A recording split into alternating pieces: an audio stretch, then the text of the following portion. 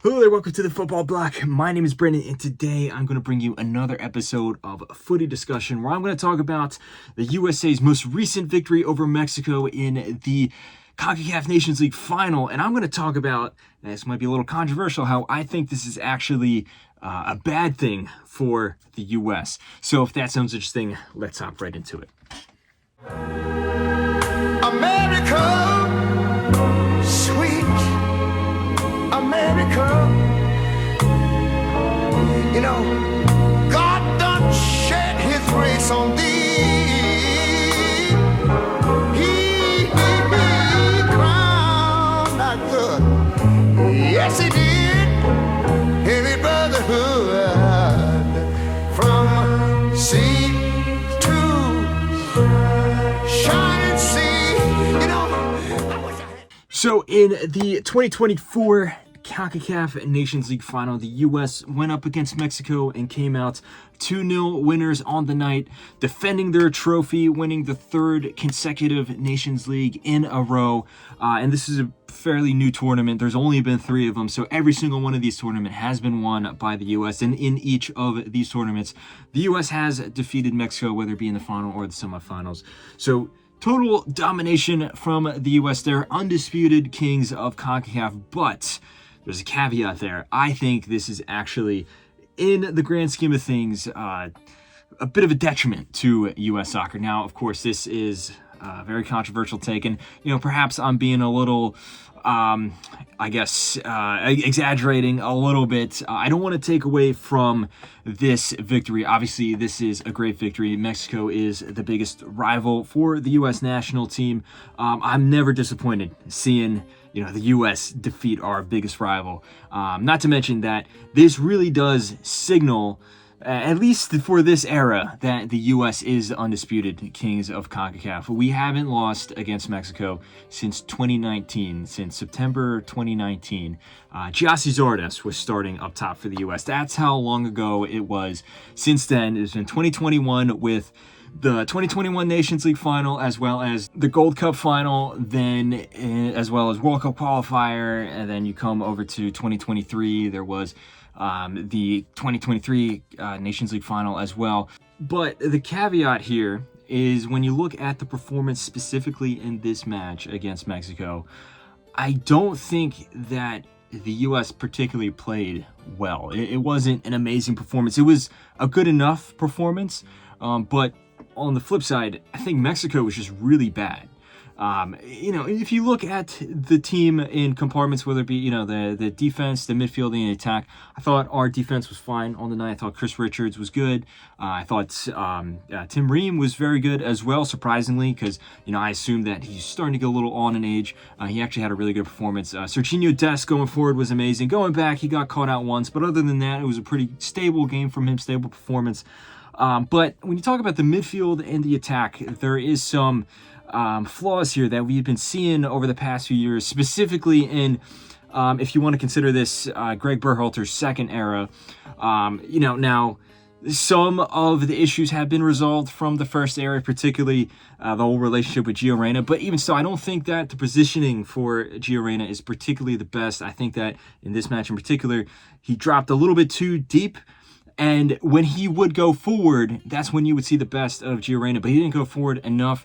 I don't think that we saw Pulisic on the ball enough. Now, when he did get on the ball, he was amazing, but he wasn't on the ball enough. He wasn't involved enough. And then there was also Haji Wright up top. Berhalter consistently tried to play this Route 1 football, ball over the top to Haji Wright. Didn't really pan out. But at the end of the day, the U.S. still came out on top through 2 moments of brilliance from, obviously, that amazing screamer from Tyler Adams and then a really good volley from Gio Reyna there. But I think this is papering over the cracks. I think this is more so a game of Mexico simply not being up to par. Mexico, I thought, was atrocious. This was a terrible performance from Mexico. Just look at the front line. All 3 of their players were completely disjointed. And then Santi Jimenez, when he came on for Henry Martin in the second half, did absolutely nothing except dive for a penalty. Also, if you just look at the 2 teams on paper, I mean, the U.S. is by far the better team. You just look position by position. Just look at how the team meshes together. they are a better team. So it's expected that the U.S. should win against Mexico. That is the expectation. And while the U.S. is meeting the expectation, I think we have the World Cup looming, 2024 Copa America this summer looming, you need to be exceeding the expectation. You shouldn't be just defeating Mexico. We should be seeing better performances against our bigger rivals here. And specifically, I think there are some flaws with this team. Like I mentioned with, some of the positioning and things like that. I think motivation is a big issue as well when you can consider the game against Jamaica in the semifinals heading up to this match. I thought the U.S. played terrible.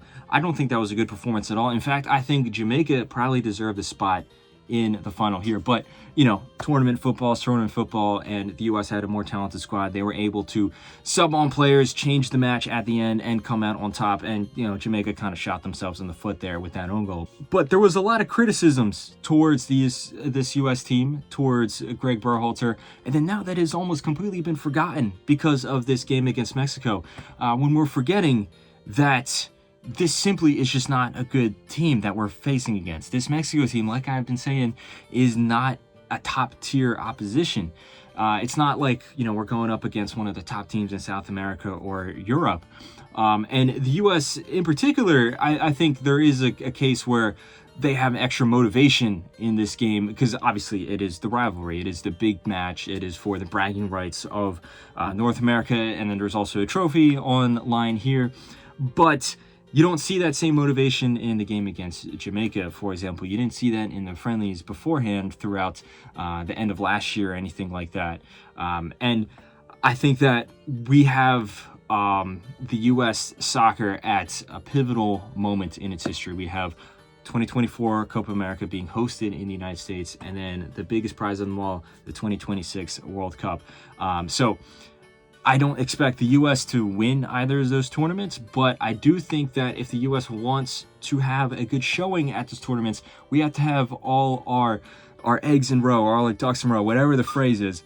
And I think the biggest flaw that we have unaddressed is Greg Berhalter as our head coach. Now, I don't think that he is the worst manager in the world, and I do think he deserves some credit for the stuff he's done. Like the 2021 Gold Cup, for example, I think that was a great achievement for Greg Berhalter, but I do think that he has reached his limit. If you look at the 2022 World Cup, I think the U.S. had a good performance. We got out of the group. It wasn't necessarily an easy group.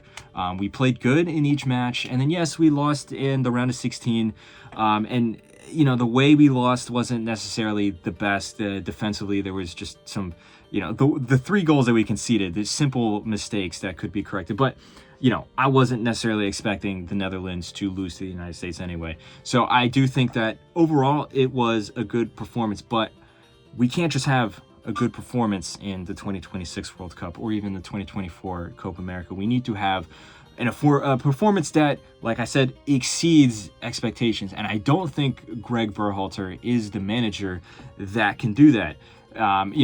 I'm not going to sit here and start listing names, but in particular, if we had a guy like, say, Marcelo Bielsa, I think that with his vision, with the way that he just interprets the world of football, and the way that he promotes youth and promotes unity within the team, that is the type of manager that could propel this team to the next level. But because of these victories over Mexico, everyone in the U.S. Soccer Federation, a lot of the fans, I'm sure some of the players even on the team are like, everything's fine. We're doing great. We just beat Mexico. Now, still, but that's such a narrow-minded view. You're not considering that the U.S. shouldn't be just beating this poor version of Mexico. We need to be doing better. We need to be doing this against, or at least being able to hang with the top quality opposition. When we go up against Uruguay in the Copa América in the group stage, we need to be able to hang in there and be fighting for at least a draw. We can't be playing like how we did against Germany in October of last year, where we had a good 15 minutes, and then after that it could have been 5-1 to Germany. We can't have a performance like that. So in summary, I don't want to rain on the parade. Obviously, we have to be grateful for the trophy that we won here. And like I said, there is no denying that the U.S. is the undisputed kings of CONCACAF. This is a crazy record. The fact that we have not lost against Mexico since 2019. There should be, take nothing away from that. But I think you do have to be smart with these celebrations. And we have to acknowledge that there are still some serious flaws with the team that need to be corrected if we want to have the performance that we need to have for U.S. soccer in both the Copa América and the next World Cup. So that's my thoughts. Let me know what you think in the comments below. I know this might be a bit of a controversial take, and I want to reiterate that I'm not bad-mouthing the team. I don't want to downplay this victory. It still is a momentous achievement, but I think that we need to tailor our expectations considering this is such a pivotal era for U.S. soccer. Like I said, let me know all your thoughts in the comments below. Don't forget to like and subscribe. Share this video with a friend. Don't forget to follow the Football Bloc on social media. But anyway, guys, my name is Brandon, and I hope you have a nice rest of your night. America. You see, my